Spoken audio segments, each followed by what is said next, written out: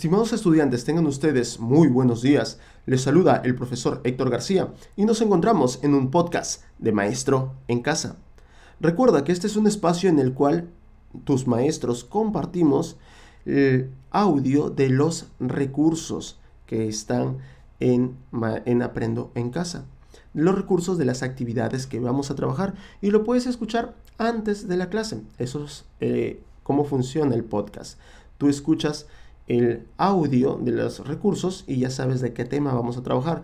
Lo puedes escuchar mientras estás haciendo aseo en casa, mientras haces un poco de ejercicio en casa, mientras estás escuchando un poco de música, escuchas el podcast y ya te estás enterando de qué es lo que vamos a trabajar. Muy bien, chicos, al ser el primer podcast, iniciamos el día de hoy. Estamos en el área de Ciencia y Tecnología, cuarto año de secundaria, actividad 8 de la primera semana del año académico 2021. Iniciamos con el recurso número 1, titulado La participación de las peruanas y los peruanos durante la pandemia de la COVID-19 en diferentes espacios. Desde su inicio, la COVID-19 ha presentado retos para nuestra sociedad. En unos pocos meses la pandemia alteró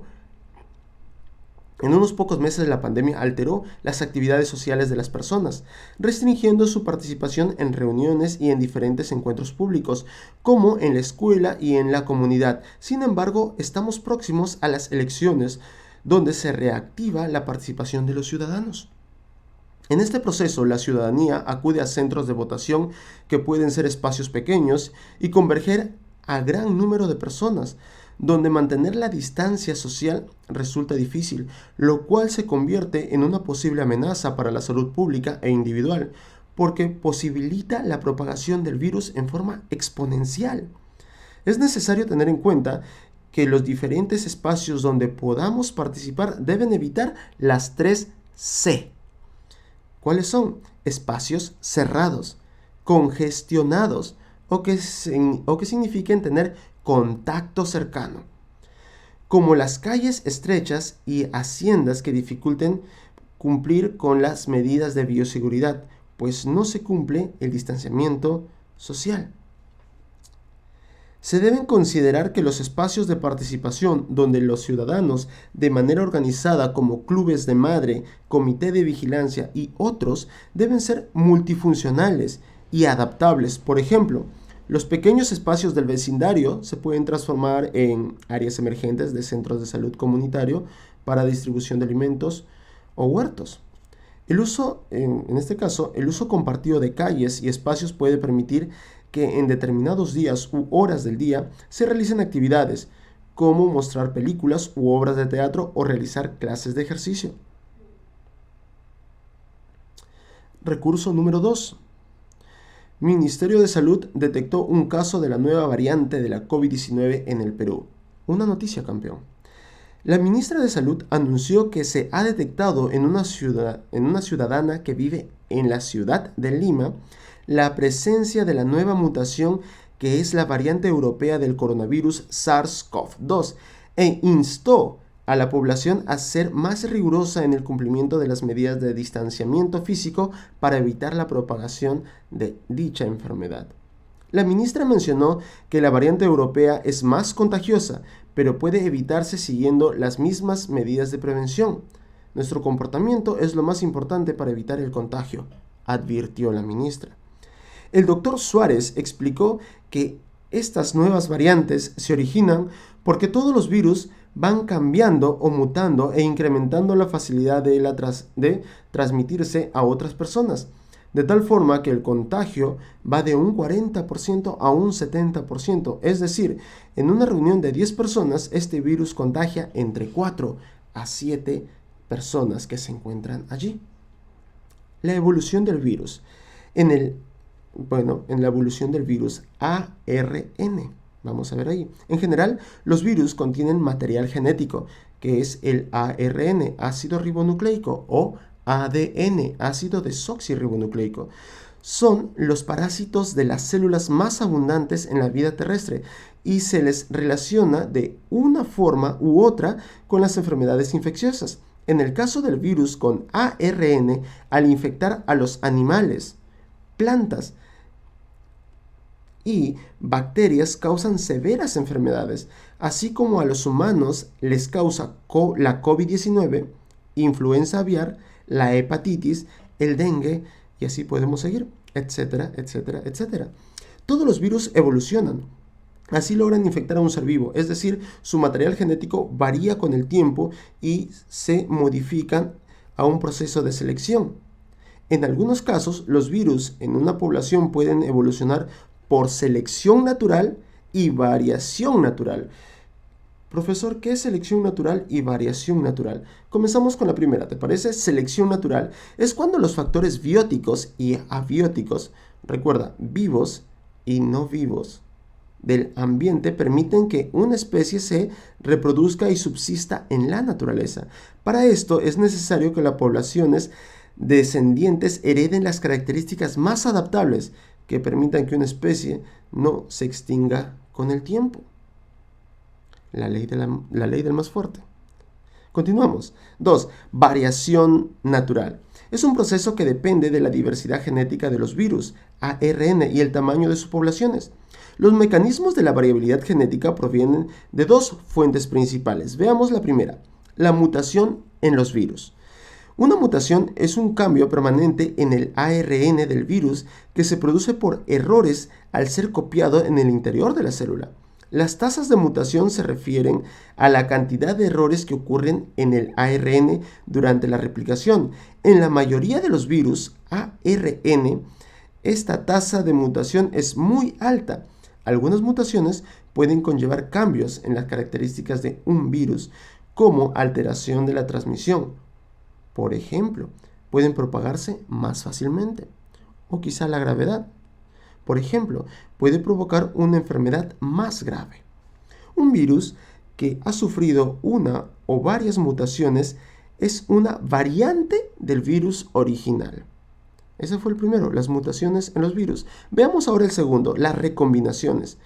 Puede ser definida como un proceso mediante el cual el material genético es intercambiado dentro de la célula. Esto sucede generalmente cuando dos virus han infectado la misma célula al mismo tiempo. Esto es recombinación. Muy bien. Tienes la figura número 1, ahí está en tu material. ¿Qué es la evolución vírica? Bueno, cuanto más circulan los virus, más susceptibles son de modificarse. Ocasionalmente, esas modificaciones pueden dar lugar a una variante del virus que está mejor adaptada a su entorno en comparación con el virus original. Este proceso de modificación y selección de la variante mejor adaptada se denomina evolución vírica. La variante del virus SARS-CoV-2. La comunidad científica identificó que el virus SARS-CoV-2 de la familia del coronavirus causante de la enfermedad COVID-19 presenta una estructura externa en forma de corona. ¿Recuerdas eso, verdad? Y contiene como material genético el ácido ribonucleico, el ARN, de cadena simple. Y es el virus de ARN más grande hasta ahora descubierto. Ojo con ese dato. La estructura del virus SARS-CoV-2 contiene un ARN de cadenas como el material genético rodeado por la proteína nucleocápside en el núcleo y una envoltura de lípidos que contiene 3 proteínas. La proteína de envoltura, la proteína de membrana y la proteína de espícula, o llamada espique. Siendo esta la proteína la responsable de la entrada del virus a una célula y es la que da la apariencia de una corona.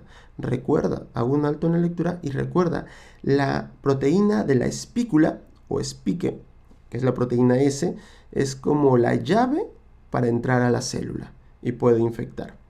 Continuamos. Todos los virus cambian con el tiempo y lo mismo ocurre con el SARS-CoV-2. Aunque la mayoría de esas mutaciones o cambios no suponen un beneficio directo para el virus e incluso pueden ser perjudiciales para su propagación. El virus SARS-CoV-2 actualmente ha registrado variantes a las cuales se le denominan la variante europea y la variante sudafricana. Esas variantes surgieron de manera independiente, para el caso de la variante europea, identificada en noviembre del año 2020 en el Reino Unido, lleva 8 cambios que afectan a la proteína de la espícula, mientras que la variante sudafricana, identificada en octubre del 2020, porta hasta 9 cambios en la espícula.